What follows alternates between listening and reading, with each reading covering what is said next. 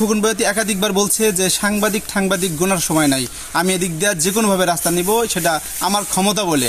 আসাদুজ্জামান খোকন বয়াতি উনি একজন বিতর্কিত লোক এবং ওনার নামে আওয়ামী লীগের হত্যা মামলা আছে, জুলাই আগস্টের হত্যা মামলা। সেই মামলা থাকার পরও উনি এই জায়গায় সন্ত্রাসী কার্যক্রম চালাচ্ছে।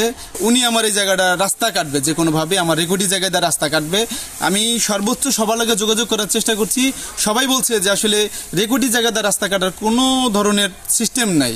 এখন এই শিবচরের যে ইউনো, তিনি এটা কিভাবে কাটে সেটা আমি জানি না।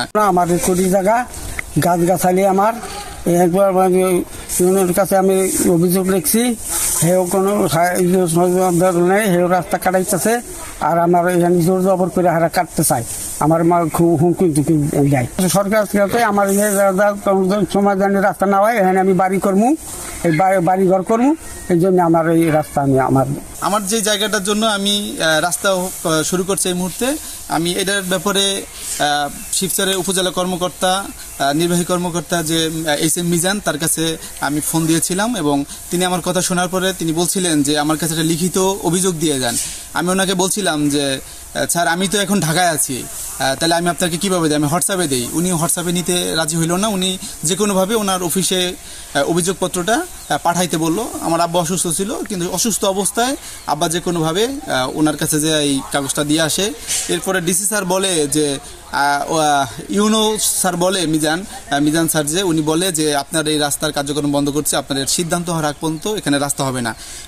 ইভেন আমার গতকালকেও সকালেও আমাদের ইউনো স্যারের লাগে কথা হয়েছে, উনি বলছে যে আপনার এই রাস্তার কার্যক্রম বন্ধ রেখেছি এবং এই রাস্তা কোনোভাবেই হবে না, হলে আপনার এটা ব্যবস্থা না করে কিছু হবে না, আপনি শান্ত থাকেন, কোনো সমস্যা নাই। তবে সারাদিন এখানে বেকুলাগিয়া রাস্তা কার্যক্রম চালাইছে। পরে সন্ধ্যায় আমি যখন ওনাকে আমি জানাইলাম বিষয়টা, যে আপনি বললেন যে রাস্তা বন্ধ করে দিয়েছি, তাহলে আপনি আবার চালাচ্ছেন কীভাবে, এই প্রেক্ষিতে উনি আমার উল্টাপাল্টা বোঝানো শুরু করলো যে এটা আপনি এই রাস্তা দিতে হবে, এই রাস্তা দিতে হবে। আমি তো তখন উনি আমাকে বলতেছে এটা সরকারি রাস্তা, এটা বন্ধ করা যাবে না। আমি শিবচরের যে নির্বাহী কর্মকর্তা ইউনো সাহেব, ওনাকে আমি বললাম যে ব্যক্তি মালিকানাধীন রেকর্ডি জায়গা দেওয়া কি আসলে সরকারি রাস্তা নেওয়ার সুযোগ আছে কিনা, আর থাকলে কোন আইনে আছে সেটা কি আপনি আমাকে দেখাইতে পারবেন, এরকম কিছু আছে কিনা। ওনার সাথে অনেকক্ষণ কথা বলার পরে উনি আমাকে যে বিষয়টা জানাইছে যে তাহলে কি আমি রাস্তা বন্ধ করে দিব নাকি আপনার কথায়। এরপর আসলে উনি ব্যবস্থা নিতে অপারগতা জানাইছে। যে কোনোভাবেই আসলে লাস্ট পর্যায়ে ওনার এই বেকুটা বন্ধ করেছে, কিন্তু এই মুহূর্তে উচ্চ ঝুঁকিতে আছে। আমি যেমনটি জানতে পারছি আগামীকালকে নাকি ইউনো স্যার এখানে আসবে এবং চেয়ারম্যান যে আমাদের এই বাঁশকান্দি ইউনিয়নের যে চেয়ারম্যান আসাদুজ্জামান খোকন বয়াতি, তিনিও আসবেন। উনি আমার এই জায়গাটা রাস্তা কাটবে, যে কোনোভাবে আমার রেকর্ডি জায়গায় রাস্তা কাটবে। আমি সর্বোচ্চ সবার লগে যোগাযোগ করার চেষ্টা করছি। সবাই বলছে যে আসলে রেকর্ডি জায়গায় রাস্তা কাটার কোনো ধরনের সিস্টেম নাই।